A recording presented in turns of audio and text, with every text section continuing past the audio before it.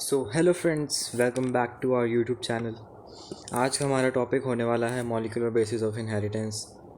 ये हम एनसीईआरटी के lines to line A to Z सब पढ़ लेंगे जो एग्ज़ाम में आएगा। और इस साल का सिनारियो देखते हुए एनसीईआरटी के बाहर आने का तो चांस बनता ही नहीं। ठीक है, तो अब हम एनसीईआरटी में जो इम्पोर्टेंट लाइनर्स हैं जिनसे क्वेश्चन आएंगे वही देखेंगे सिर्फ। और मेरे हिसाब से पूरी एनसीईआरटी इम्पोर्टेंट है, तो हम शुरू करते हैं। Nucleic acids are polymer of nucleotides. जो न्यूक्लिक एसिड हैं जैसे DNA, RNA, they are polymer of nucleotides. अब सवाल आता है न्यूक्लियोटाइड्स होते क्या हैं। तो जब हम न्यूक्लियोटाइड की तरफ बढ़ेंगे, न्यूक्लियोटाइड के लिए हमें ये वाला पेज देखना पड़ेगा। देखो, हमारे पास न्यूक्लिक एसिड दो टाइप के होते हैं, एक तो डीएनए होता है और एक आरएनए होता है, ये जिसको सबको ही पता है। अब जो न्यूक्लिक एसिड्स होते हैं उनकी जो मोनोमेरिक यूनिट होती है वो होती है न्यूक्लियोटाइड। ठीक है, और न्यूक्लिक एसिड को हम बोलते हैं पॉलीमर ऑफ न्यूक्लियोटाइड, और इसको हम पॉलीन्यूक्लियोटाइड भी बोलते हैं एज रिटन हेयर। अब सवाल आता है कि न्यूक्लियोटाइड होता क्या है। मान लो कि ये हमारे पास डीएनए है। ठीक है, अब ये जो मैंने लाइन बनाई है इसको अगर मैं इलेबोरेट करके लिखूँ ना तो ये कुछ इस तरह से दिखेगी।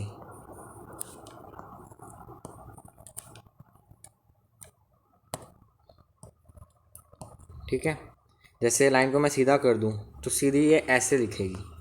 इसके अंदर क्या है, ये एस फॉर शुगर है और पी फॉर फॉस्फेट है।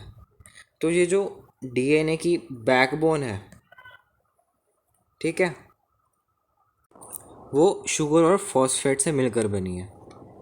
अगर इसको और अच्छे से देखें तो देखो, ये हमारे पास एक फॉस्फेट है, फिर एक शुगर है, फिर एक फॉस्फेट है, फिर एक शुगर है, फिर फॉस्फेट, ऐसे चलते जाओ। इसको जब हम स्पायरली एक दूसरे के अराउंड बाइंड कर देंगे तो हमारा डीएनए बन जाएगा। अब शुगर के साथ हमारा नाइट्रोजनस बेस अटैच्ड है।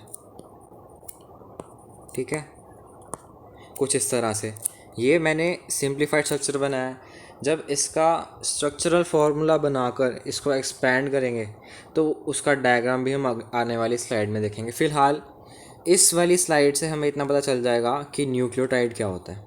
ये जो स्ट्रक्चर है, ये जो मैंने ट्रायंगल बनाया है, ये पूरा न्यूक्लियोटाइड है। आई बात समझ में? क्योंकि ये रिपीटिंग यूनिट है ना। देखो, ये पूरी रिपीटिंग यूनिट है, ये रिपीट करता जाएगा। और जो न्यूक्लिक एसिड्स होते हैं उनकी मोनोमेरिक यूनिट को ही न्यूक्लियोटाइड बोलते हैं। मोनोमेरिक यूनिट वो होती है जिसके रिपीटिशन से वो पॉलीमर बनता है। तो इस केस के अंदर ये जो ट्रायंगल्स हैं ये सारे हमारे मोनोमेरिक यूनिट या फिर न्यूक्लियोटाइड हो जाएंगे। अब तो न्यूक्लियोटाइड में क्या आता है, न्यूक्लियोटाइड में हमारा नाइट्रोजनस बेस आ जाएगा, ये रहा नाइट्रोजनस बेस। पेंटोस शुगर आ जाएगा, शुगर आ जाएगी, और साथ ही साथ फॉस्फेट ग्रुप आ जाएगा। तो नाइट्रोजन बेस, शुगर और फॉस्फेट मिलकर न्यूक्लियोटाइड बनाते हैं।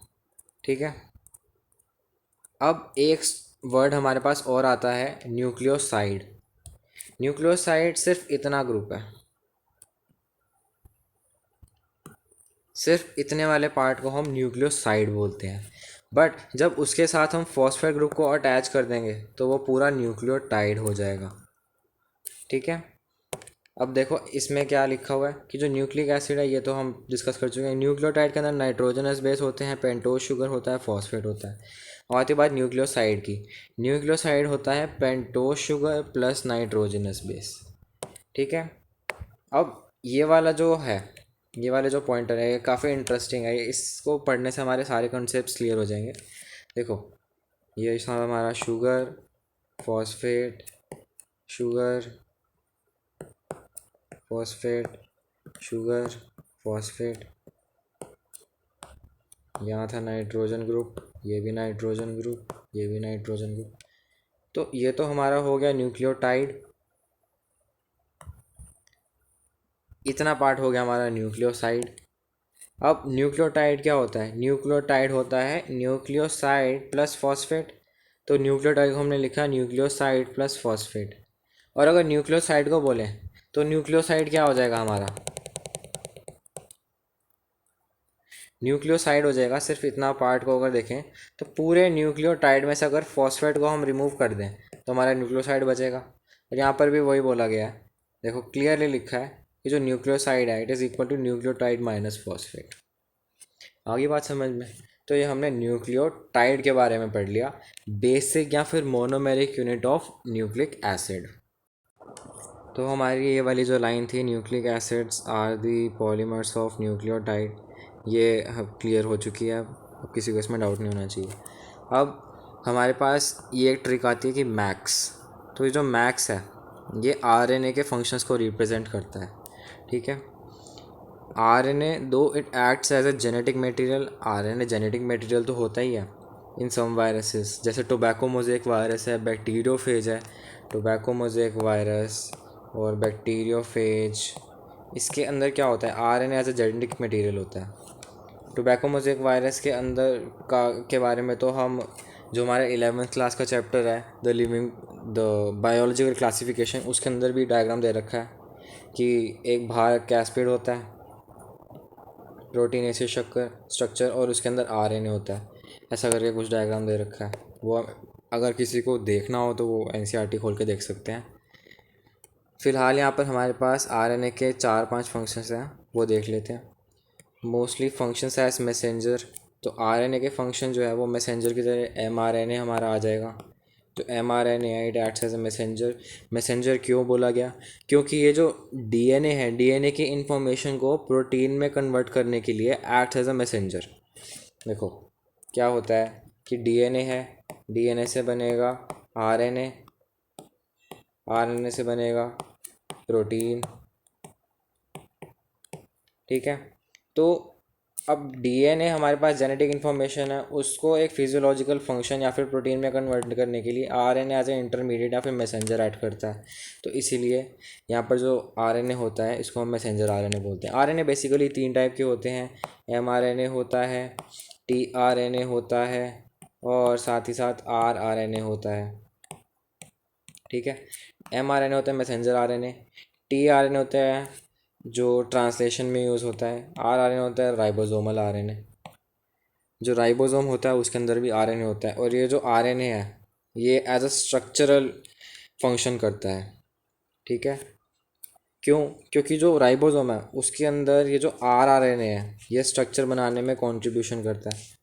तो जो एमआरएनए है वो तो मैसेंजर की तरह ऐड कर गया, जो आरआरएनए है वो स्ट्रक्चरल की तरह ऐड कर गया, और जो टीआरएनए है वो अडेप्टर की तरह ऐड कर दिया। जब हम ट्रांसलेशन पढ़ेंगे ना तो जो टीआरएनए है जब उसका नाम डिस्कवर या फिर इन्वेंट नहीं किया गया था उससे पहले उसको हम अडेप्टर मॉलिक्यूल बोलते थे, वो हम आगे ट्रांसलेशन में देखेंगे क्यों, ठीक है। तो ये 3 फंक्शंस हो गए, मैसेंजर हो गया, स्ट्रक्चरल हो गया, अडेप्टर हो गया। नेक्स्ट आता है कैटालिटिक मॉलिक्यूल, ठीक है। कैटालिटिक मॉलिक्यूल इसलिए बोला गया है क्योंकि जो आरएनए है उसके पास एक रिएक्टिव ओएच ग्रुप होता है एक्स्ट्रा डीएनए के कंपैरिजन में, जिसकी वजह से वो अनस्टेबल हो जाता है और रिएक्टिव हो जाता है। तो कौन सा आरएनए है जो कि कैटालिटिक प्रॉपर्टी एग्जिबिट करता है, तो हमारे पास आ जाता है एक 23SR आरएनए,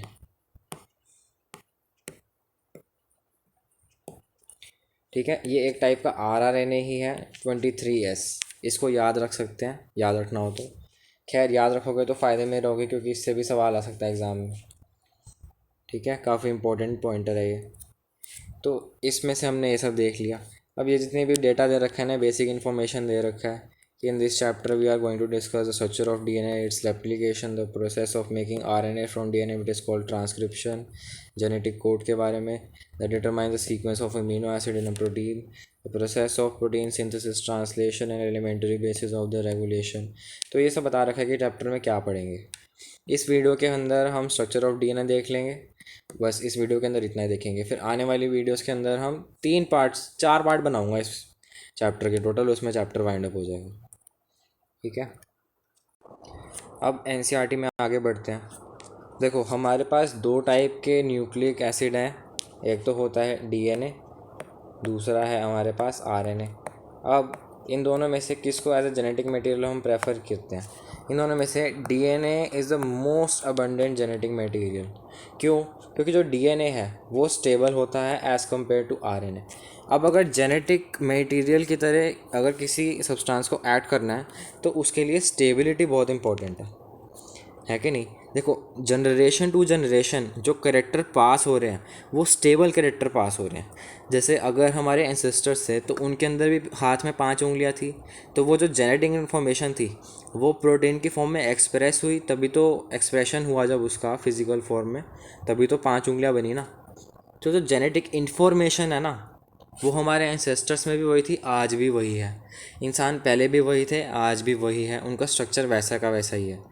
तो इसीलिए बोला जाता है कि जो जेनेटिक इन्फॉर्मेशन है वो स्टेबल रहनी चाहिए, वो चेंज नहीं होनी चाहिए। तो जो चीज़ स्टेबल रहेगी, जो डीएनए है वो स्टेबल है। स्टेबिलिटी के कई सारे रीजंस हैं। और जो आरएनए है वो अनस्टेबल है, इसके भी कई सारे रीजंस हैं। 2-3 रीज़न अभी बता देता हूँ, बाद में हम एनसीईआरटी में तो पढ़ेंगे। जैसे डीएनए है, डीएनए डबल स्टैंडर्ड स्ट्रक्चर है, डबल स्टैंड होने की वजह से ज़्यादा स्टेबिलिटी है। आरएनए जो है वो सिंगल स्टैंडर्ड स्ट्रक्चर है तो कम स्टेबल है। आरएनए के मॉलिक्यूल में जो पेंटोज शुगर होती है, पेंटोज शुगर में ये कार्बन 1 हो गया, जो 2 कार्बन है, 2 कार्बन के ऊपर एक रिएक्टिव OH ग्रुप लगा होता है, जिसकी वजह से ये हाईली रिएक्टिव हो जाता है। और अगर रिएक्टिव है तो ये अनस्टेबल हो जाएगा। ठीक है, इसीलिए बोला जाता है कि जो डीएनए है it is the most abundant genetic material. अब आगे बढ़ते हैं। यहाँ पे हमारे पास कुछ डेटा है जो रटना ही है, कि इसके अंदर दे रखा है कि अलग अलग ऑर्गेनिजम्स के अंदर कितने टाइप के बेस पेयर्स होते हैं या फिर न्यूक्लियोटाइड्स होते हैं। देखो, ये हमारा एक शुगर फॉस्फेट बैकबोन था। ठीक है, ये एक स्ट्रैंड हो गया डीएनए का, ये दूसरा स्ट्रैंड हो गया डीएनए का। यहाँ से नाइट्रोजन बेस आया, यहाँ से नाइट्रोजन बेस आया, यहाँ से नाइट्रोजन बेस आया, यहाँ से नाइट्रोजन बेस आया। तो जो नाइट्रोजन बेसिस हैं ये आपस में बाइंड हो चुके होते हैं, या तो डबल बॉन्ड के थ्रू या तो ट्रिपल बॉन्ड के थ्रू, कोई सा भी बॉन्ड हो सकता है इनके अंदर। तो ये जो पेयर है, ठीक है, इसी को हम नाइट्रोजन बेस बोलते हैं। आई बात समझ में? बेस पेयर बोलते हैं। एक नाइट्रोजन तो नाइट्रोजन बेस हो गया, नाइट्रोजन बेस हो गया, बट जब ये बाइंड हो जाते हैं तो आपस में बेस पेयर कहलाते हैं। अब यहाँ पर जो इन्फॉर्मेशन दे रखी है इस पैराग्राफ के अंदर, इस डेटा को हमें रटना है। तो रटने के लिए बेस्ट तरीका यही है कि उसको एक टैबुलर फॉर्म में लिख लो और उसको याद कर लो। 5x174 बैक्टीरियोफेज, इकोलाई और ह्यूमंस के बारे में हमें उनका जो जेनेटिक मटेरियल है, जो डीएनए है, उसके अंदर कितने बेस पेयर्स होते हैं वो याद रखना है। 5x174 ये एक टाइप का बैक्टीरियोफेज होता है। और ये वाला जो बैक्टीरियोफेज है ये लैम्बडा बैक्टीरियोफेज है। ये वाला most common type of bacteriophage है, इसीलिए इसको सिर्फ बैक्टीरियोफेज बोल दिया। ये एक स्पेसिफिक टाइप का बैक्टीरियोफेज है, इसीलिए इसका नाम लेके लिखा है।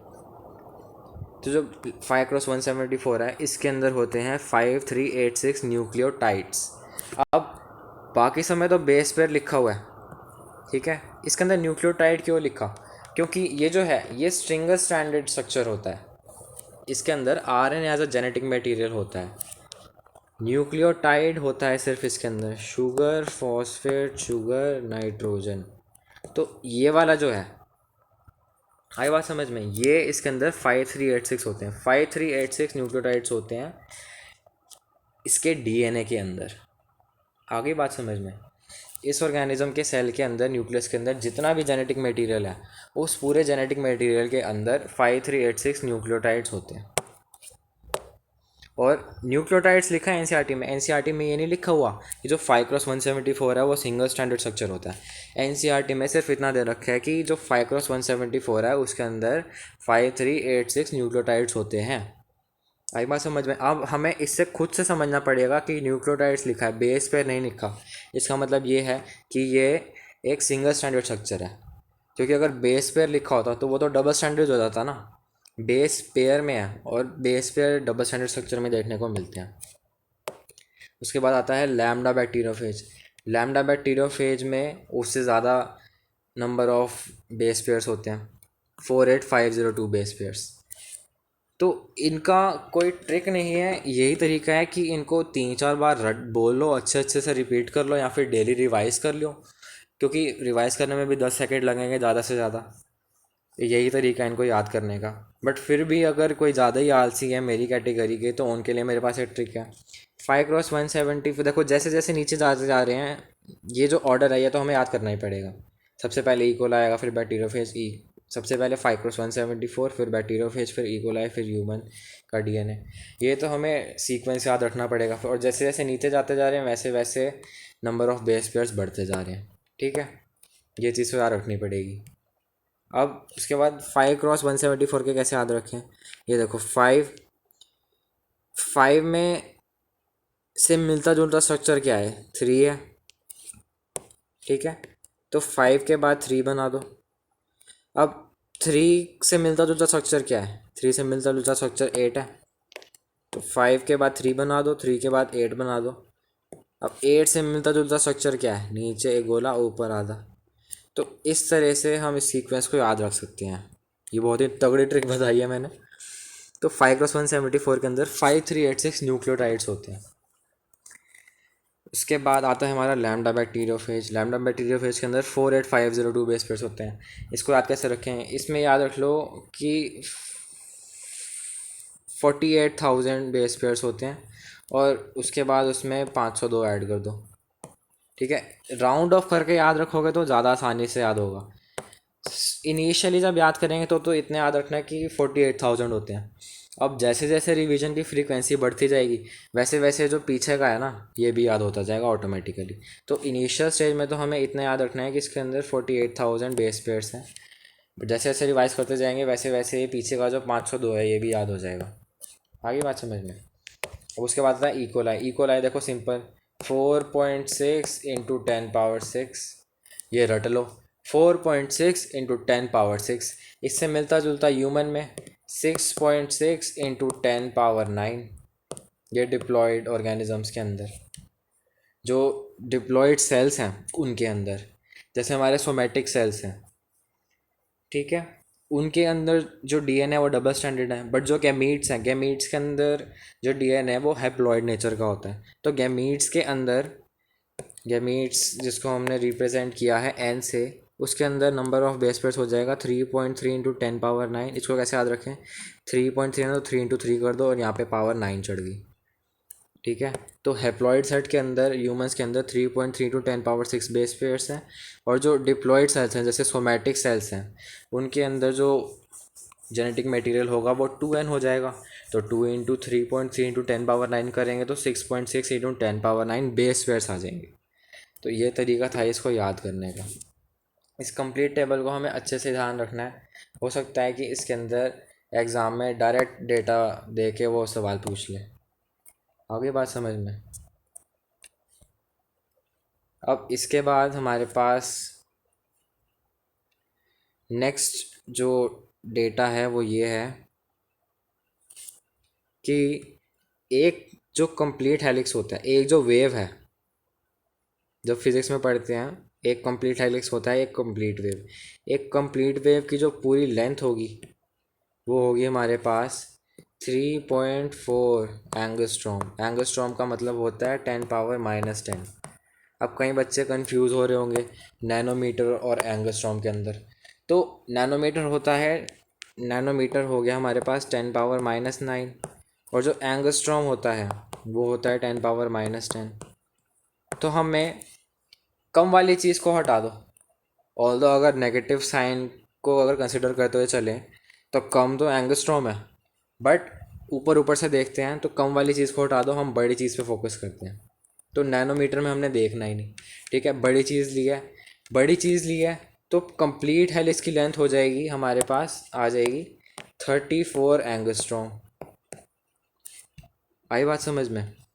3.4 नैनोमीटर, 3.4 एंगस्ट्रॉम, नैनोमीटर एंगस्ट्रॉम के बीच में कंफ्यूज ही नहीं होना। एंगस्ट्रॉम लो 10⁻⁻10, 10 ग्रेटर है 9 से। ठीक है, तो नैनोमीटर और एंगस्ट्रॉम में तो कन्फ्यूजन ही क्लियर हो गया, नैनोमीटर लेना ही नहीं, छोटी चीज़ लेनी ही नहीं। ठीक है, क्योंकि नैनोमीटर के अंदर 9 आता है। उसके बाद आते हैं एंगस्ट्रॉम की तरफ। एंगस्ट्रॉम में 10 है तो 10 ले लो, और इधर भी बड़ी वाली चीज़ ले लो। कन्फ्यूजन यहाँ पर 34 और 3.4 के बीच में होता है। अब यहाँ पर अगर बड़ी चीज़ लिया तो आगे भी बड़ी चीज़ लेंगे, तो 34 एंगस्ट्रॉम होगी पूरी पिच लेंथ। अब अगर वो दो किसी बेस पेयर्स के बीच के डिस्टेंस की बात करें तो डिवाइडेड बाय 10 कर दो, क्योंकि एक पूरे पिच के अंदर हमारे पास 10 बेस पेयर्स आते हैं। तो यहाँ पे देखो, यहाँ पे लिखा हुआ है कि जो लेंथ है पिच ऑफ हेलिक्स है, कंप्लीट पिच, वो तो 3.4 एंगस्ट्रॉम है, और दो जो distance between two base pairs है वो 3.4 एंगस्ट्रॉम हो जाएगा। ठीक है। अब एनसीईआरटी में आगे प्रोसीड करने से पहले कुछ इन्फॉर्मेशन, इम्पॉर्टेंट इन्फॉर्मेशन है वो देख लेते हैं। एक हमारे पास स्टेटमेंट आ जाता है यहाँ पर, क्लियरली लिखा हुआ है कि जो मिथाइल यूरेसिल है it is found in DNA. तो ये जो लाइन लिखी हुई है मैंने, इसको रट लो, इसको रट लोगे तो फ़ायदे में रहोगे। आगे बात समझ में, क्योंकि ये लाइन बहुत काम की है, ये सारी कन्फ्यूजन्स क्लियर कर देगी हमारी कि methyl uracil is found in DNA. इसको 10, 20, 30, 40 जितनी बार बोलोगे उतना फ़ायदे में रहोगे कि methyl uracil is found in DNA. अब मिथाइल यूरेसिल है क्या? मिथाइल यूरेसिल जो है वो हमारा नाइट्रोजन बेस है। हमारी बॉडी के अंदर जो डीएनए है, डीएनए के अंदर नाइट्रोजनस बेसिस होते हैं।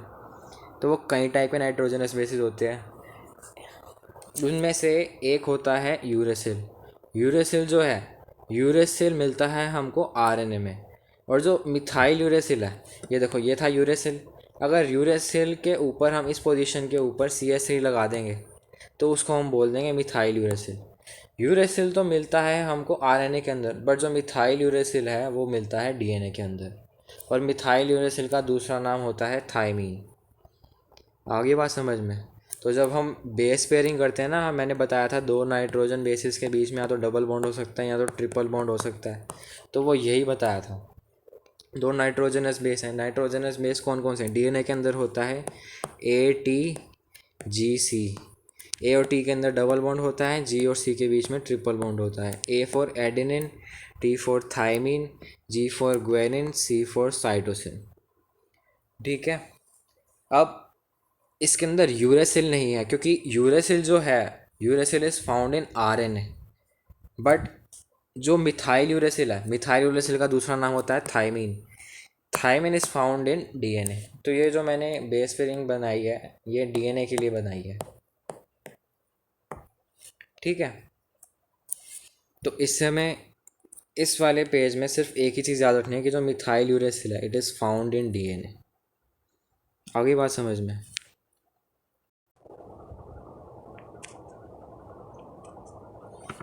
अब हम एनसीईआरटी में आगे बढ़ते हैं, ये वाला टॉपिक शुरू करते हैं हम, structure of polynucleotide chain.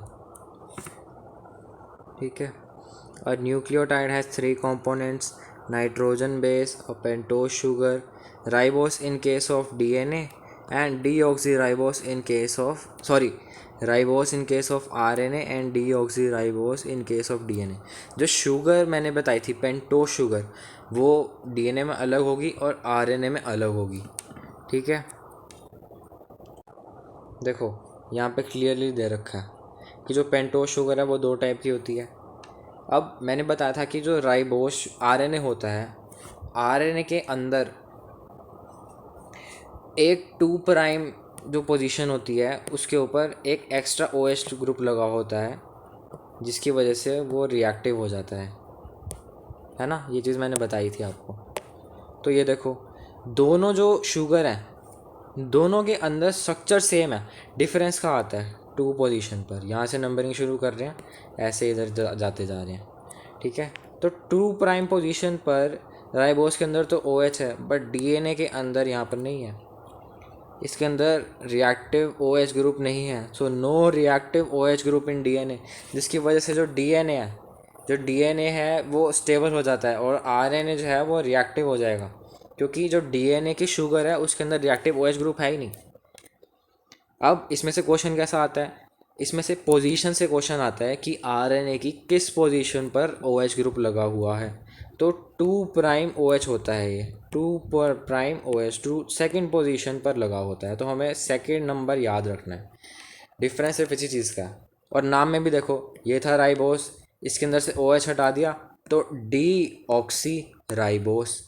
Ribose में से ऑक्सीजन को हटा दिया तो हमारे पास डीऑक्सी राइबोस आ गया, और डीऑक्सी राइबोस डीएनए के अंदर देखने को मिलता है। अब ये बात समझ में? तो ये हमारी पेंटोस शुगर है। इस चीज़ को हम और अच्छे से समझते हैं। ये देखो, ये पूरा न्यूक्लियोटाइड दे रखा है एक, ठीक है, ये पूरा न्यूक्लियोटाइड है, ये देखो यहाँ पे भी लिखा हुआ है। और अगर फॉस्फेट हटा देंगे, सिर्फ शुगर और नाइट्रोजन बेस लेंगे तो उसको न्यूक्लियोसाइड बोलेंगे, ठीक है। अब जो फॉस्फेट है, फॉस्फेट यहाँ पे 5th कार्बन पर लगा हुआ है, तो जो फॉस्फेट की पोजीशन होती है वो 5 प्राइम फॉस्फेट होता है, 5th कार्बन पर लगा होता है। तो हमें इनकी पोजीशंस भी याद रखनी है कि जो आरएनए के अंदर एक्स्ट्रा रिएक्टिव ओएच ग्रुप होता है वो 2 प्राइम कार्बन पर लगा होता है, और जो फॉस्फेट होता है वो 5 प्राइम कार्बन। तो हमारे पास यहाँ पर दो इम्पोर्टेंट इन्फॉर्मेशंस आ गई हैं कि जो आरएनए के अंदर रिएक्टिव ओएच ग्रुप होता है वो सेकंड पोजीशन पर लगा होता है, और जो डीएनए हो चाहे आरएनए हो उसके अंदर जो फॉस्फेट ग्रुप होता है वो 5th कार्बन पर लगा होता है पेंटोस शुगर के, ठीक है। एक डेटा और है, ये देखो, ये कंप्लीट डबल स्टैंडर्ड स्ट्रक्चर दे रखा है डीएनए का। ये वही हमारी पेंटोस शुगर होगी, ये नाइट्रोजन बेस हो गए ATGC। अभी नाइट्रोजन बेस के बारे में बताऊंगा, और ये फॉस्फेट ग्रुप हो गया। तो इनकी पोजीशंस को याद रखना है हमको। देखो 5 प्राइम पोजीशन पर तो फॉस्फेट लगा हुआ है, और जो ये पोजीशन 1 है, ये 2 है, ये 3 है, और जो थर्ड पोजीशन है, थर्ड पोजीशन का जो OH है उसको रिप्लेस करके थर्ड पोजीशन पर भी OH लगा होता है। अब ये तो फॉस्फेट कंबाइन हो गया यहाँ पे बॉन्ड बनाने के लिए। मान लो कि ये जो हमारा न्यूक्लियोटाइड था, मान लो कि ये लास्ट न्यूक्लियोटाइड था चेन का, तो नीचे कोई भी हमारा न्यूक्लियोटाइड नहीं होगा ना, तो ये जो पोजीशन होगी ये फ्री रहेगी, ठीक है। जैसे यहाँ पर बना रखी है, जो थर्ड पोजीशन है वहाँ पे OH लगा होता है वो फ्री रहती है। तो इस वाली पोजीशन को हम 3 प्राइम OH बोलते हैं, क्योंकि जो डीएनए होगा वह कहीं ना कहीं तो ख़त्म होगा, कहीं ना कहीं तो शुरू होगा। मान लो यहाँ से शुरू हो रहा है, तो वो शुरुआत में जो इसकी जो पोजीशन है उसको हम 5 प्राइम बोलते हैं, और जो एंडिंग वाली है उसको हम 3 प्राइम बोलते हैं, क्योंकि फ्री एंड्स होते हैं यहाँ पर। तो जब भी कुछ हमें डायरेक्शन बतानी है कि जैसे डीएनए का रेप्लिकेशन किस डायरेक्शन में होता है, ट्रांसक्रिप्शन किस डायरेक्शन में होता है, तो वो इस तरह से बताते हैं कि 3 प्राइम टू 5 प्राइम जा रहा है प्रोसेस, या फिर 5 प्राइम टू 3 प्राइम जा रहा है प्रोसेस। आगे बात समझ में? तो ये जो डायरेक्शन देना है ये काफ़ी इंपॉर्टेंट हो जाता है। डायरेक्शन हम तभी दे पाएंगे जब हमें ये बेसिक चीज़ पता हो। आगे बात समझ में? अब हम वापस आ जाते हैं, NCERT कंटिन्यू करते हैं। ये पढ़ लिया था कि ribose in case of RNA and deoxyribose is case of DNA and a phosphate group. ये सब मिलकर क्या बनाते हैं? हमारा न्यूक्लियोटाइड बनाते हैं। There are 2 type of nitrogenous bases. 2 type के नाइट्रोजनस बेसिस होते हैं, एक होता है प्यूरिन, दूसरा होता है पायरिमिडीन्स। तो 2 क्लासेस होती है हमारे पास नाइट्रोजन बेसिस की, एक होता है प्यूरिन्स, दूसरा होता है पायरिमिडीन्स। अब इनके टाइप देखो, प्यूरिस के अंदर टाइप होते हैं एडेनिन और ग्वानिन, पायरिमिडीन के अंदर टाइप होते हैं साइटोसिन, यूरेसिल, थाइमिन। तो इनको याद करने का बहुत सिंपल तरीका है। देखो, छोटा वर्ड प्यूरिन है तो इसके अंदर 2 न्यूक्लियोटाइड आ जाएंगे, बड़ा वर्ड पायरिमिडीन है तो इसके अंदर 3 वर्ड्स आ जाएंगे, सिंपल। और पायरिमिडीन के जो न्यूक्लियोटाइड्स हैं उनको तो याद करने का भी और इजी तरीका है। इनको याद रखने का तरीका है CUT, कट याद रख लो, साइटोसिन, यूरेसिल, थाइमिन। इसी से हमको पूरा याद हो जाएगा, ठीक है। तो नाइट्रोजनस बेसिस देख लिया हमने, 2 टाइप के होते हैं, प्यूरिन्स और पायरिमिडीन्स। प्यूरिन्स के अंदर एडेनिन और ग्वानिन आता है, पायरिमिडीन्स के अंदर साइटोसिन, यूरेसिल और थाइमिन आता है। अब A और G जो प्यूरिन्स है वो तो डीएनए में भी मिलेंगे, और जो RNA है उसके अंदर भी मिलेंगे। बट जो पायरिमिडीन्स है, पायरिमिडीन्स के अंदर देखो, हमने अभी आपको एक स्टेटमेंट रटवाई थी कि methyl uracil is found in DNA, और मिथाइल यूरेसिल को क्या बोलते हैं? थाइमीन। तो जो थाइमीन है ये सिर्फ और सिर्फ डीएनए के अंदर ही मिलेगा। आगे बात समझ में? और जो यूरेसिल है ये सिर्फ और सिर्फ आरएनए के अंदर ही मिलेगा। ठीक है, जो थायमिन है वो आरएनए के अंदर नहीं मिल सकता और जो यूरेसिल है वो डीएनए के अंदर नहीं मिल सकता। तो एजी तो दोनों में कॉमन हो गया, साइटोसिन भी दोनों में कॉमन हो गया। आरएनए के अंदर होता है यूरेसिल, डीएनए के अंदर होता है थायमिन। ठीक है, तो यहाँ पर भी लिखा हुआ है कि cytosine is common to both DNA and RNA, thymine is present in DNA, uracil is present in RNA at place of thymine. आगे बात समझ में? डीएनए है, डीएनए के अंदर होता है थायमिन, आरएनए के अंदर होता है यूरेसिल। अब जैसे हमारे पास डीएनए था, डीएनए के अंदर मैंने स्ट्रक्चर बनाया था, ए पेयर करता है टी के साथ और जी पेयर करता है सी के साथ। तो इसको याद रखने का तरीका A T G C, A T G सी रटते जाओ रटते जाओ रटते जाओ, बोलते जाओ, अपने आप याद हो जाएगा। ए और टी के बीच में डबल बॉन्ड होता है, जी और सी के बीच में ट्रिपल बॉन्ड होता है। ये जो बॉन्ड है ये हाइड्रोजन बॉन्ड है। ठीक है, तो जो दो स्ट्रैंड्स होते हैं डीएनए के वो आपस में एक दूसरे के साथ हाइड्रोजन बॉन्ड्स के हेल्प से बाइंड हो रखे होते हैं। ठीक है, तो ए टी जी सी, अब डीएनए है तो डीएनए के अंदर थायमिन मिलेगा, बट जब ट्रांसक्रिप्शन होगा, ट्रांसक्रिप्शन के दौरान डीएनए से आरएनए बन जाएगा, तो जो थायमिन है उसको यूरेसिल रिप्लेस कर लेगा। तो जो डीएनए से आरएनए बनेगा उसका सीक्वेंस हो जाएगा हमारे पास ए यू जी सी। ठीक है, तो ये चीज़ हमको याद रखनी है। आगे चलते हैं, एनसीईआरटी में क्या दे रखा है। Nitrogenous base is link to pentose sugar through and glycosidic linkage to form a nucleoside. जो एक शुगर है, जैसे हमारे पास शुगर फॉस्फेट बैकबोन था, ठीक है, तो जो शुगर के साथ नाइट्रोजन बेस था, अटैच्ड था, तो ये वाला जो बॉन्ड है, जिस बॉन्ड से ये अटैच हो रखा है, इसको ग्लाइकोसिडिक लिंकेज बोलते हैं। ठीक है, टू फॉर्म अ न्यूक्लियोसाइड, जो नाइट्रोजन बेस है वो शुगर के साथ बाइंड करता है थ्रू ग्लाइकोसिडिक लिंकेज। ये वाला जो बॉन्ड है इसको ग्लाइकोसिडिक लिंकेज बोलते हैं, टू फॉर्म अ न्यूक्लियोसाइड। ठीक है, आगे बढ़ते हैं, आगे क्या कह रहा है। न्यूक्लियोसाइड्स के टाइप दे रखे हैं आप, such as adenosine, deoxy adenosine. Adenosine है आरएनए के अंदर, डीऑक्सी एडिनोसिन है डीएनए के अंदर। डीऑक्सी नाम ही आ गया, ठीक है ना, डीऑक्सी डीएनए के अंदर होता है, पहले बता चुके हैं। ग्वानोसिन होता है आरएनए के अंदर, डीऑक्सी ग्वानोसिन होता है डीएनए के अंदर। साइटिडिन होगा आरएनए के अंदर, डीऑक्सी साइटिडिन होगा डीएनए के अंदर। अब यूरिडिन होगा आरएनए के अंदर। डीऑक्सी यूरिडिन एग्जिस्ट ही नहीं करता, क्योंकि जो डीएनए है उसके अंदर यूरेसिल होता है, जो वो नाइट्रोजन बेस एग्जिस्ट ही नहीं करता। तो यूरिडिन जो न्यूक्लियोसाइड है वो डीऑक्सी यूरिडिन एग्जिस्ट ही नहीं करेगा। ऐसे ही डीऑक्सीथाइमिडीन एग्जिस्ट करता है, बट जो हमारे पास थाइमिडीन होता है सिर्फ, वो एग्जिस्ट नहीं करता, क्योंकि आरएनए के अंदर थाइमिन मिलता ही नहीं। इसको याद रखने का तरीका मैं बता चुका हूँ पहले ही। अगर किसी को अभी भी कन्फ्यूजन हो रही हो कि यूरेसिल किस में है, थाइमिन किस में है, तो मैं बता चुका हूँ, एक स्टेटमेंट याद कर लो, methyl uracil is found in DNA.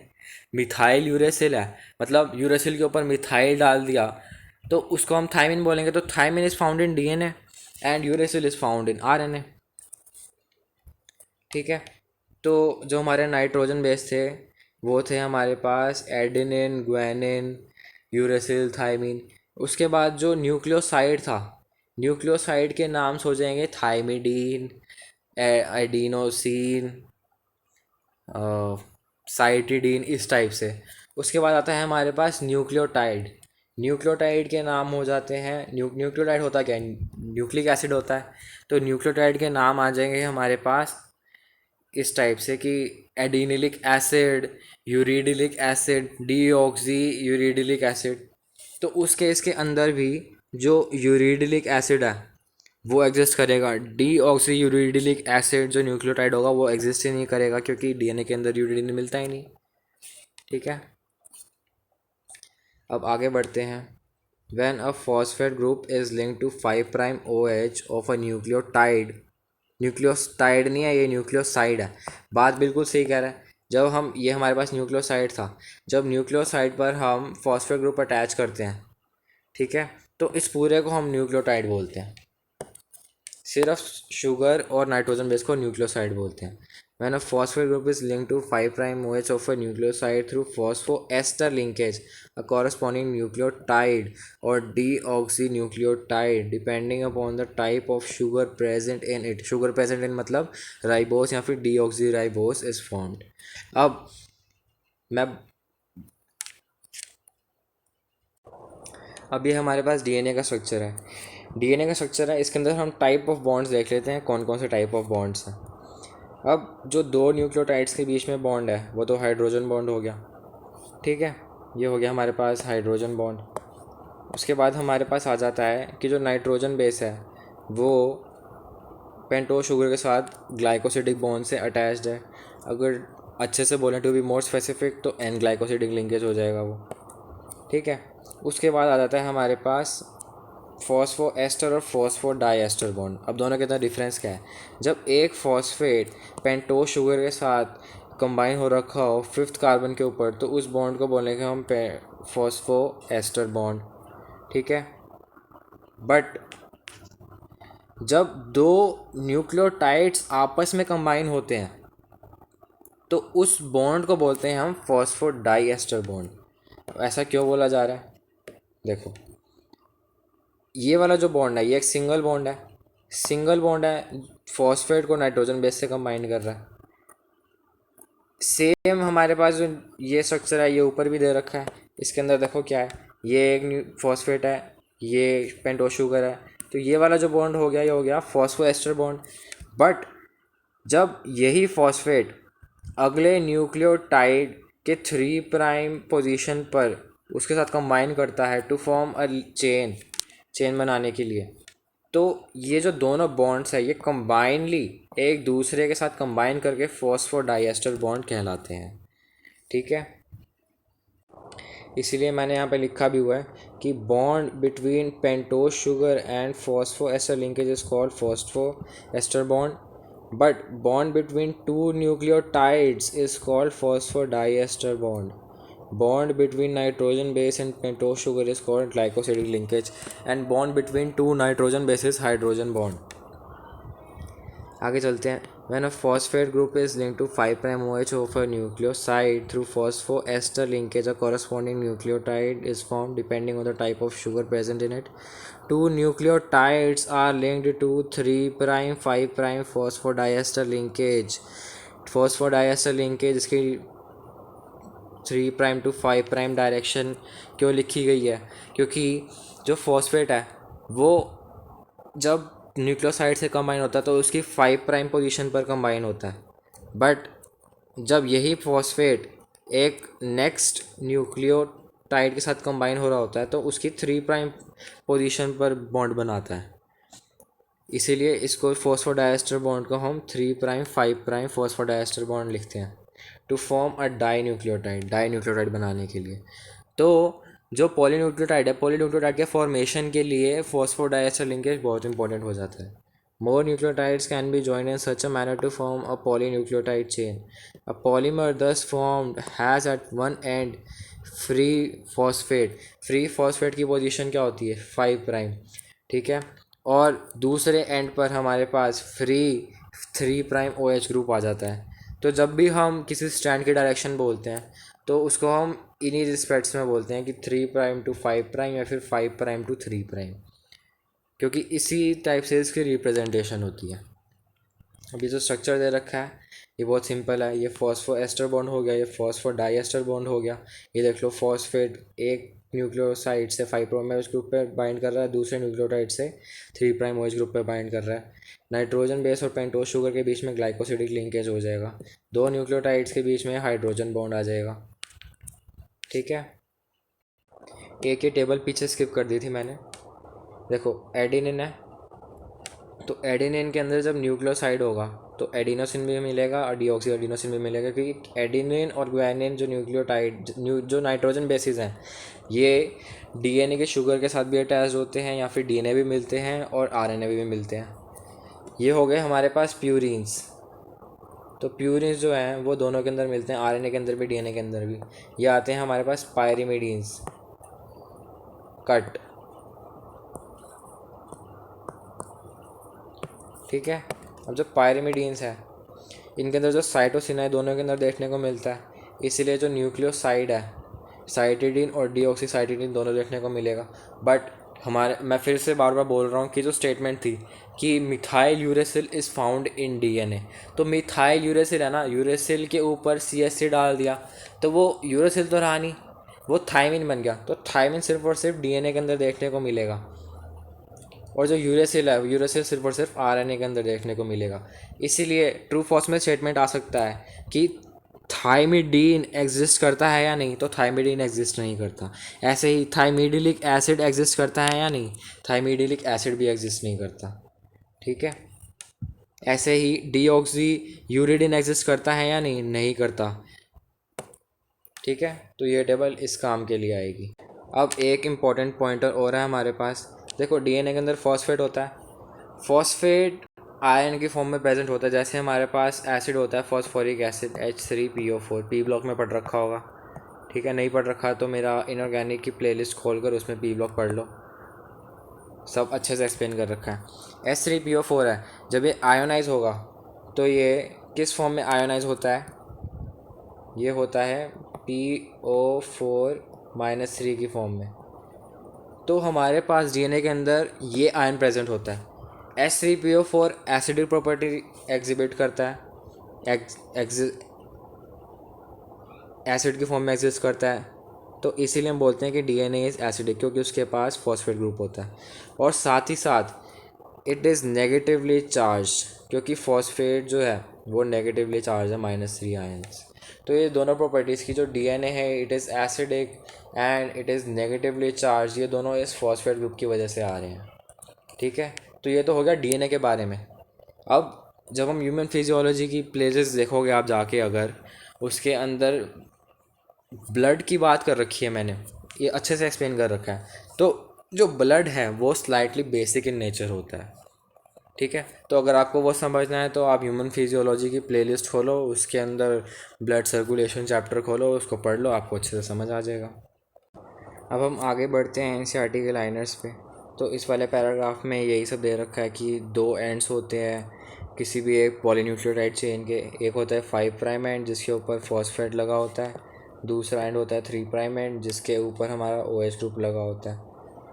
ठीक है, backbone of polynucleotide is form due to sugar and phosphate, nitrogen base link to sugar moiety project from the backbone. Backbone से प्रोजेक्ट कर रहे होते हैं, जैसे हमारे पास देखो, जैसे हमारे पास ये डीएनए का स्ट्रक्चर है। ठीक है, शुगर फॉस्फेट तो बैकबोन बना देगा, ये बीच में डबल ट्रिपल बॉन्ड्स बने होते हैं। तो जो नाइट्रोजन बेस होते हैं वो प्रोजेक्ट होते हैं फ्रॉम शुगर, क्योंकि जो नाइट्रोजन बेस है वो शुगर से तो अटैच्ड है, तो nitrogen base link to sugar project from the backbone. अब आगे चलते हैं, आगे क्या कह रखा है ये।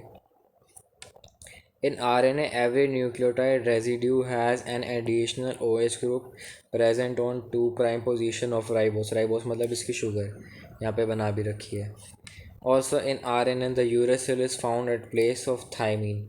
ठीक है, another chemical name of thymine है 5-methyl uracil। तो इसके बारे में पहले बता चुका हूँ कि जो मिथाइल यूरेसिल है it is found in DNA, और आरएनए में थाइमीन की जगह पर यूरेसिल देखने को मिलता है, इसमें कोई बड़ी बात थोड़ी है। अब यहाँ पर थोड़ा सा हिस्ट्री के बारे में दे रखा है कि जो सबसे पहले डीएनए की डिस्कवरी हुई थी वो एफ मिस्चर नाम के साइंटिस्ट ने करी थी।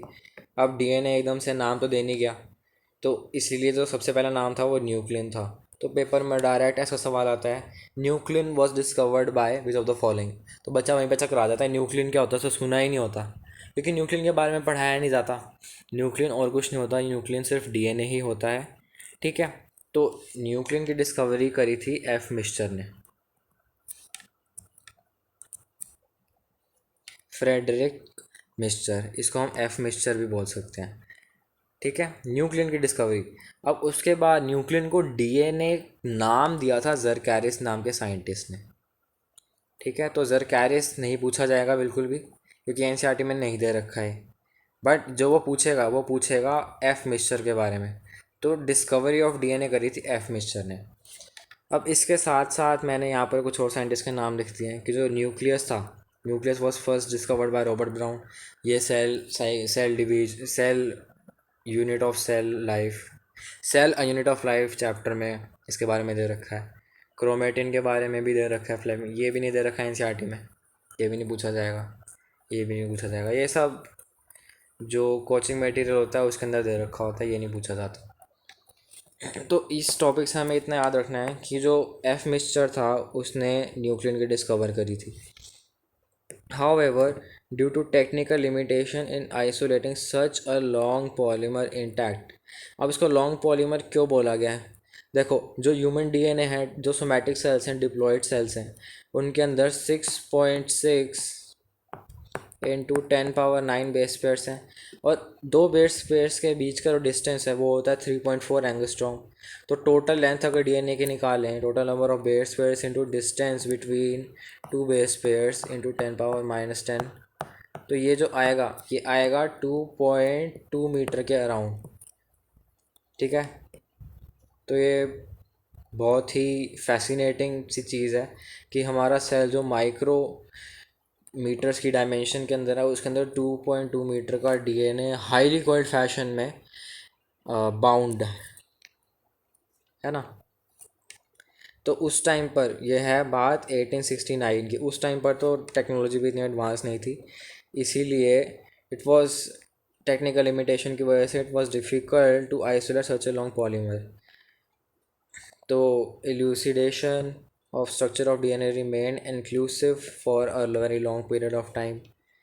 तो इतनी काफ़ी लॉन्ग टाइम तक, जब तक इलेक्ट्रॉन माइक्रोस्कोप नहीं आ गया 1950s के बाद, 1950s के बाद इलेक्ट्रोस्कोप माइक्रोस्कोप आ गए थे, तब तक हम डीएनए को एक्सट्रैक्ट, उसके स्ट्रक्चर कुछ भी नहीं बता पाए थे।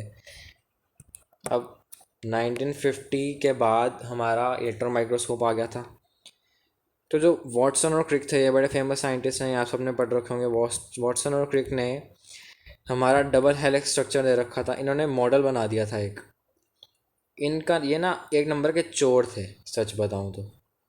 ठीक है, इनका खुद का कुछ भी काम नहीं था। अगर हिस्ट्री में अच्छे से उलझ दूँ ना, तो हमारे पास दो साइंटिस्ट थे, फ्रैंकलिन और विल्किंस। विल्किंस और फ्रैंकलिन थे। इन दोनों ने एक्सरे डिफ्रैक्शन मेथड यूज़ करके जो डीएनए का स्ट्रक्चर है ना वो बनाया था। अब सारा काम तो इन्होंने किया, एक्सरे क्रिस्टलोग्राफी मेथड था इनका एक, वो फॉलो करके वो यूज़ में लाकर इन्होंने डीएनए का स्ट्रक्चर बनाया। ठीक है, एक्सरे की फॉर्म में, एक्सरे की फिल्म पर इन्होंने एक क्या किया, इनका एक्सरे की फिल्म कुछ ऐसी थी, उसके ऊपर ढेर सारे ऐसे डॉटेड स्ट्रक्चर थे। एक्सरे था, पता नहीं अजीब सा स्ट्रक्चर बन रहा था, कुछ भी समझ नहीं आ रहा था। ठीक है, ये फिल्म इन्होंने एक्सट्रैक्ट करी थी डीएनए से। अब जो हमारे वॉटसन और क्रिक थे, इन्होंने क्या किया कि उन डॉट्स को मिलाते गए, उन डॉट्स को मिलाते गए, तो इनको ऐसा कुछ स्ट्रक्चर देखने को मिला। तो इन्होंने क्या किया, वॉटसन और क्रिक ने, इनका खुद का काम नहीं था। जो एक्सरे की फिल्म थी वो तो फ्रैंकलिन और विल्किंस ने बनाई थी। इन्होंने क्या किया, सिंपली उनकी डॉट्स को जोड़ते अगर स्ट्रक्चर मिल गया, वो डीएनए का मॉडल बना के प्रेजेंट कर दिया और फेमस हो गए। ठीक है, तो वॉटसन और क्रिक ने क्या किया, based on X-ray diffraction data X-ray बनाया था विल्किंस और फ्रैंकलिन ने। X-ray diffraction data produced by Wilkins and Franklin. आगे के नाम इंपॉर्टेंट नहीं है, पीछे के नाम याद रख लो बस। Watson and Crick, based on X-ray diffraction data produced by Wilkins and Franklin, proposed a very simple but famous double helix model for structure of DNA। तो जो हमारे वॉटसन और क्रिक हैं, इन्होंने सिर्फ और सिर्फ मॉडल दिया था, सिर्फ और सिर्फ स्ट्रक्चर दिया था, बट जो मॉलिक्यूलर स्ट्रक्चर था उसका वो विल्किन और फ्रैंकलिन ने दिया था। आई बात समझ में? इन्होंने तो क्या किया, जैसा वो दिख रहा था, वॉटसन और क्रिक ने इनका जो डेटा था फ्रैंकलिन और विल्किन का, उनके डेटा से जैसा वो दिख रहा था फिजिकली वैसा बना दिया। अब जो डेटा था वो तो फ्रैंकलिन और विल्किन का था ना, उनका डेटा था मॉलिक्यूलर स्ट्रक्चर के बेसिस पर। इन्होंने मॉलिक्यूलर स्ट्रक्चर बताया था उसका यूजिंग एक्सरे डिफ्रैक्शन या फिर एक्सरे क्रिस्टलोग्राफी मेथड। तो अगर डिफरेंस की बात करी जाए तो डिफरेंस यहीं पर है कि विल्किंस और फ्रैंकलिन्स ने मॉलिक्यूलर स्ट्रक्चर दिया था, और जो वाटसन और क्रिक है इन्होंने सिर्फ और सिर्फ मॉडल दिया था और कुछ नहीं किया था। इन्होंने दूसरों का काम चुरा कर खुद फेमस हुए थे, एक नंबर के चोर थे। One of the hallmarks of their proposition was base pairing between two strands of nucleotides of chains. अब इन्होंने क्या किया था, ये इतने फेमस हुए हैं तो किस वजह से तो हुए होंगे ही, बेशक इन्होंने डेटा छुड़ाया था, पर इन्होंने जो बेस पेयरिंग था उसका कंसेप्ट लाए थे। और बेस पेयरिंग बहुत इंपॉर्टेंट है। बेस पेयरिंग की वजह से ही जो डीएनए है वो स्टेबल मॉलिक्यूल है, क्योंकि अगर बेस पेयरिंग नहीं होंगे तो डीएनए भी सिंगल स्टैंडर्ड हो जाएगा। तो डीएनए और आरएनए के बीच में डिफरेंस ही क्या रहा, कुछ भी नहीं रहा। ठीक है, बेस पेयरिंग होने की वजह से जो हाइड्रोजन बॉन्ड्स हैं, नाइट्रोजन बेसिस आपस में बाइंड हो रहे हैं, उनके अंदर बेस पेयरिंग होने की वजह से single standard structure double standard structure में कन्वर्ट हो रहा है, जिसकी वजह से उसकी स्टेबिलिटी बढ़ रही है। तो main reason behind stability of DNA will be hydrogen base pairing. ये जो मैंने अभी लाइन बोली है एनसीईआरटी में भी आगे देखने को मिलेगी, अभी पढ़ रहे हैं। ठीक है, तो जो मेन रीज़न है behind the stability of DNA is hydrogen bonding. ठीक है, तो इसलिए जो हाइड्रोजन बॉन्डिंग है या फिर बेस पेयरिंग है ये काफ़ी इंपॉर्टेंट था। आगे चलते हैं। However this proposition was also based on observation of Erwin Chargaff के अकॉर्डिंग जो हमारे नाइट्रोजन बेसिस है ना वो इक्वल है, total number of purines equal to total number of pyrimidines. तो प्यूरिन्स हमारे पास हैं ए और जी को ऐड कर देंगे तो it will be equal to total number of pyrimidines. Pyrimidines में हमारे पास क्या है, सी प्लस टी। ठीक है, तो अगर इसको मैथमेटिक्स के अकॉर्डिंग सॉल्व करें तो A plus G divided by C plus T equals to 1 आ जाएगा। तो ये जो इक्वेशन है वो ये इक्वेशन दे के भी पूछ सकता है, अलग अलग टाइप की इक्वेशन दे देगा और पूछ लेगा एर्विन-शेरगॉफ की इक्वेशन कौन सी थी। तो एर्विन-शेरगॉफ एक साइंटिस्ट थे, उनके according total number of purines equals to total number of pyrimidines. बस इतना याद रख लो। ठीक है, क्योंकि एनसीईआरटी में क्लियर नहीं दे रखा है, इसके अंदर दे रखा है ratio between adenine and thymine and guanine and cytosine are constant and equal to 1, but actual में A plus T upon C plus G नहीं, total number of purines A plus G upon C plus T it is equal to 1। ठीक है, according to Erwin Chargaff. ठीक है, the base pairing converts a very unique property to all the polynucleotide chains. They are said to be complementary to each other. अब जब base pairing होगी तो ए के साथ हमेशा टी आएगा और जी के साथ हमेशा सी आएगा। अब इसका रीज़न क्या है, ए क्या है, ए एक प्यूरिन है। जो प्यूरिन होते हैं वो बायरिंग स्ट्रक्चर होते हैं, बायसाइक्लिक स्ट्रक्चर होते हैं। ठीक है, यहाँ पर देखो बना भी रखे हैं। जो प्यूरिन्स हैं, मान लो ए कंबाइन हो रहा है हमारा टी के साथ और जी कंबाइन हो रहा है हमारा सी के साथ, तो ए प्यूरिन है, जी भी प्यूरिन है, टी पायरिमिडीन है और सी भी पायरिमिडीन है। तो एक प्यूरिन हमेशा पायरिमिडीन के साथ ही बाइंड हो रहा है। प्यूरिन्स होते हैं बाईसाइक्लिक स्ट्रक्चर, पायरिमिडीन होते हैं सिंगल साइक्लिक स्ट्रक्चर। तो जब ये बेस पेयरिंग करते हैं तो जो लेंथ होती है दो जो हमारी, जैसे हमारे पास दो है स्ट्रैंड्स डीएनए के, इनके बीच की जो लेंथ है वो हमेशा कांस्टेंट रहेगी। आगे बात समझ में, क्योंकि एक प्यूरिन हमेशा एक पायरिमिडीन के साथ ही बाइंड कर रहा है। मान लो एक प्यूरिन एक दूसरे प्यूरिन के साथ बाइंड कर जाए एक तरफ, और नीचे उसके एक पायरिमिडीन दूसरे पायरिमिडीन के साथ बाइंड कर जाए, तो डीएनए की जो लेंथ है दोनों के बीच स्ट्रैंड्स के बीच में वो कांस्टेंट नहीं रहेगी, वो कुछ इस टाइप की बन जाएगी। जैसे यहाँ पे बनी हुई है ना, ये देखो ये बना रखी है, इस टाइप की कुछ लेंथ बन जाएगी जो कि गलत है, जिसकी वजह से स्टेबिलिटी डिस्टॉर्ट हो जाएगी। इसीलिए बोलते हैं कि जो कॉम्प्लीमेंट्री बेस पेयरिंग है हमेशा एक प्यूरिन ही एक पायरिमिडीन के साथ बेस पेयर करता है। Therefore it is said that complementary to each other. A हमेशा टी के साथ डबल बॉन्ड बनाएगा, जी हमेशा सी के साथ ट्रिपल बॉन्ड बनाएगा। Therefore if the sequence of base in one strand is known then the sequence in other strand can be predicted. क्योंकि अगर एक स्ट्रैंड में हमारे पास ए है, फिर जी है, फिर जी है, फिर ए है, तो दूसरे स्ट्रैंड का सीक्वेंस हमें पता चल ही जाएगा ना, क्योंकि ए के साथ हमेशा टी बाइंड करेगा, फिर जी बाइंड करेगा, फिर ए के साथ टी बाइंड करेगा, जी के साथ सी बाइंड करेगा, फिर जी के साथ सी बाइंड करेगा, ए के साथ टी बाइंड करेगा। तो ये जो डेटा दे रखा है, ठीक है, इससे हमें वो इस टाइप का क्वेश्चन पूछ सकता है कि एक स्ट्रैंड का हमारे पास इंफॉर्मेशन दे देगा कि एक स्ट्रैंड के ऊपर जो नाइट्रोजन बेसिस है उनका सीक्वेंस दे देगा हमको, और दूसरे स्ट्रैंड के लिए नाइट्रोजन बेसिस का सीक्वेंस पूछ लेगा। तो हम इजीली बता सकते हैं, ठीक है, ड्यू टू कॉम्प्लीमेंटैरिटी। आगे चलते हैं। If each strand from a DNA acts as a template for synthesis of new strand, the two double strands thus produced would be identical to parental DNA। और यही रीज़न है कि जो पेरेंट्स के character होते हैं वो उनकी प्रोजनी में ट्रांसफ़र होते हैं। हम बोलते हैं ना, जब बच्चा आता है तो उसके कुछ गुण पिता से मिलते हैं, कुछ गुण उसकी मदर से मिलते हैं। तो उनके जो करेक्टर्स थे वो बच्चों में आ गए। क्यों आ गए? क्योंकि उनका जो डीएनए था, उनका जैसा सेम डीएनए ही बच्चों के अंदर पास हुआ, ठीक है ना, क्योंकि उनकी इन्फॉर्मेशन बच्चों में पास हो गई। बच्चों का जो डीएनए है वो फादर मदर से मिलता जुलता होगा, मिलता जुलता क्या, एग्जैक्ट होगा, मैच करेगा, ठीक है।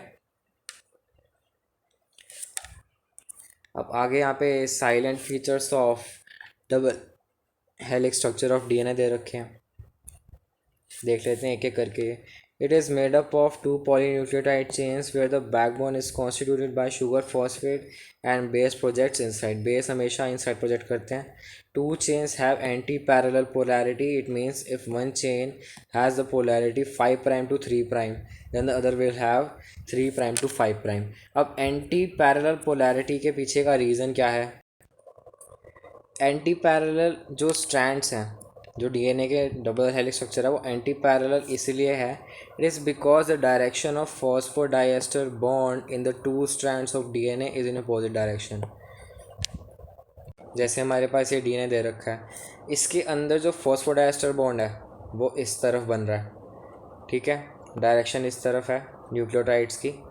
बट जो दूसरा स्ट्रैंड है उसके अंदर फॉस्फोडाइएस्टर बॉन्ड इस तरह से बन रहा है, और नाइट्रोजन और बेस की जो हमारा शुगर है, पेंटोज शुगर है, उसका स्ट्रक्चर इस तरफ बन रहा है। तो ये रीज़न है एंटी पैरेलल पोलैरिटी का। Phosphodiester bond in the two strands of DNA are in opposite direction. In DNA, one purine always pairs with one pyrimidine, due to which the distance between DNA strands of DNA are approximately uniform. ठीक है? Both the strands of DNA are joined by a hydrogen bond, which provides stability to DNA. Hydrogen bond is the main reason behind stability. बहुत ज़्यादा important statement है। अगर वो पूछ ले कि मेन रीज़न क्या है, तो हाइड्रोजन बॉन्ड है।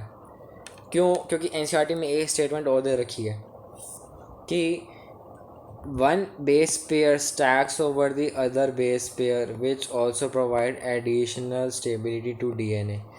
अब ये इस तरह से है, जैसे हमारा डीएनए था, ठीक है, इस तरह से था, हमने दो स्ट्रैंड्स खोल लिए, तो यहाँ पे नाइट्रोजन बेसिस हैं, डबल बॉन्ड, ट्रिपल बॉन्ड, कुछ भी ऑर्डर हो सकता है, ठीक है। तो जो एक नाइट्रोजन बेस है ना, वो एक के ऊपर एक लगे हुए हैं। जैसे सीढ़ियाँ होती हैं ना, सीढ़ियाँ एक के ऊपर एक चढ़ती जाती हैं। अब केवल सीढ़ियों की दीवारें जो हैं वो तो उसको सपोर्ट नहीं दे सकती ना, जो सीढ़ियाँ हैं वो एक के ऊपर एक चढ़ती जाती हैं, जिसकी वजह से इट कंट्रीब्यूट्स टू स्टेबिलिटी। तो one base pair stacks over the other base pairs which also provide additional stability to DNA. So कि एक बेस पे दूसरे बेस के ऊपर लगता जाता है, it is the reason behind additional stability. तो अगर वो मेन रीज़न पूछ ले बिहाइंड स्टेबिलिटी ऑफ डीएनए, तो वो हमारा हाइड्रोजन बॉन्ड चला जाएगा। Main reason behind stability is hydrogen bond of DNA, but additional stability का जो रीज़न है वो हमारा है कि वन बेस पे स्टैक्स ओवर द अदर, ठीक है। बैकबोन हमारे पास पेंटोज शुगर की दे रखी है, पेंटोज शुगर एंड फॉस्फेट। अब हम आगे कंटिन्यू करते हैं एनसीईआरटी की तरफ। The bases in two strands are paired through hydrogen bond forming base pairs. Adenine form two hydrogen bond with thymine from opposite strand and vice versa. Similarly, guanine bonded with cytosine with three hydrogen bonds. As a result, always a purine comes opposite to pyrimidine. This generates approximately uniform distance between the two strands of the helix. Two chains are coiled in right handed fashion. ये बस एक data दे रखा है, इसको याद रख लो. ठीक है, वैसे चांसेस तो कम ही है इसके आने का, बस ट्रू फॉल्स में आ सकता है. विच जैसे क्वेश्चन होता है ना, which how many of the following statements are true, तो इस टाइप के क्वेश्चन में वो डाल देगा, राइट की जगह लेफ़्ट कर देगा. तो इसको याद रख लो कि थम्स अप जो राइट ही होते हैं उनके लिए आसान हो जाएगा, लेफ्ट ही वालों के लिए डिफ़िकल्ट हो जाएगा. इसके लिए कोई ट्रिक नहीं है मेरे पास, इसको बस याद ही रखना पड़ेगा. Pitch of helix is 3.4 nanometre. 3.4 nanometre को हम 34 एंगस्ट्रॉम भी लिख सकते हैं. अब एग्ज़ाम में कोई सा भी हो, हमें मैथमेटिकल कन्वर्जन तो करना ही आता ही है ना. हमें पिच इतनी याद रखनी है और distance between two base pairs 3.4 angstrom याद रखना है. ठीक है, अब हम नेक्स्ट पेज की तरफ बढ़ते हैं. इसमें पहले डबल स्ट्रैंड का स्ट्रक्चर दे रखा है. ये एक डेटा रह छूट गया था, जो याद रखना है तो रख लो, वैसे इससे सवाल नहीं आने वाला. जो मैं कह रहा हूँ उसको सुनते जाओ, मानते जाओ, बस मज़ा आ जाएगा. Distance between base pairs in a helix is approximately 0.3 nanometre. ये 0.3 नैनोमीटर का मतलब होता है 3.4 एंगस्ट्रॉम. ठीक है, अब यहाँ पे देखो, plane of one base pair stacks over the other. This in addition to hydrogen bond convert stability to helical structure. तो मेन रीज़न जो है वो हाइड्रोजन बॉन्ड है, बट एक बेस पेयर एक दूसरे बेस पेयर के ऊपर स्टैक करता है. It is reason for additional stability. अब यहाँ पर सेंट्रल डोगमा दे रखा है. सेंट्रल डोगमा में क्या होता है कि डीएनए है, डीएनए रेप्लिकेशन करेगा तो खुद से फिर से डीएनए बना देगा. जब डीएनए आरएनए बनाता है तो उस प्रोसेस को ट्रांसक्रिप्शन बोलते हैं. आरएनए वो एमआरएनए बनाता है. प्रोकैरियोट्स में डायरेक्टली एमआरएनए बन जाता है, बट जो यूकैरियोट्स होते हैं हमारे जैसे ऑर्गेनिजम्स, उनके अंदर पहले हेट्रोजेनस न्यूक्लियर आरएनए बनता है, जिसके अंदर इंट्रॉन्स, अनडिज़ायरेबल सेगमेंट्स आ जाते हैं जिनको रिमूव करते हैं हम, और फिर हम उसको एमआरएनए में कन्वर्ट करते हैं. तो जो प्रोसेसिंग होती है आरएनए की, हेट्रोजेनस आरएनए की, वो यूकैरियोट्स में देखने को मिलती है. उसके बाद एमआरएनए के बाद एमआरएनए को प्रोटीन में कन्वर्ट करने के लिए ट्रांसलेशन प्रोसेस करवाया जाता है. तो ये जो सारा सीक्वेंस था ये सब हमको फ्रांसिस क्रिक ने दिया था. इसको याद रखने का तरीका है कि जो प्रोसेस है इसका नाम दे रखा है एनसीईआरटी में सेंट्रल डोगमा. सेंट्रल डोगमा सी से स्टार्ट होता है और क्रिक का भी सी से स्टार्ट होता है, फ्रांसिस क्रिक. जो हमारे पास दो साइंटिस्ट थे ना, वॉटसन और क्रिक, जिन्होंने डीएनए का डबल हेलिकल मॉडल दिया था, उनमें से एक साइंटिस्ट था क्रिक. तो क्रिक ने ही सेंट्रल डोगमा दिया था. ठीक है, तो ये हो गया हमारा सेंट्रल डोगमा के बारे में. ये यही पूछ सकता है इसके अंदर कि किस साइंटिस्ट ने दिया था, तो ये बहुत इंपॉर्टेंट है. साइंटिस्ट का नाम बहुत इंपॉर्टेंट है कि जो सेंट्रल डोगमा है it was given by Crick, Francis Crick. ठीक है, फ्रांसिस और क्रिक ने एक काम और किया था. इन्होंने जो सेमी कंजर्व, जब डीएनए रेप्लिकेट करता है ना, तो डीएनए सेमी कंजर्वेटिव मेथड से रेप्लिकेशन करता है. तो उसका प्रपोजिशन भी इन्होंने दिया था. ये जो वॉटसन और क्रिक थे, इन्होंने ये चीज़ भी बोली थी कि जो डीएनए है वो सेमी कंजर्वेटिवली डिवाइड करता है. मतलब जो एक डीएनए का स्ट्रैंड है उससे दो डीएनए के स्ट्रैंड बनते हैं. ठीक है, जब एक डीएनए का स्ट्रैंड बनेगा तो दो डीएनए के स्ट्रैंड बनेंगे उससे रेप्लिकेशन के टाइम. तो दोनों स्ट्रैंड के अंदर जो एक स्ट्रैंड होगा वो पेरेंट से आ रखा होगा और जो दूसरा स्ट्रैंड होगा वो न्यूली सिंथेसाइज्ड होगा.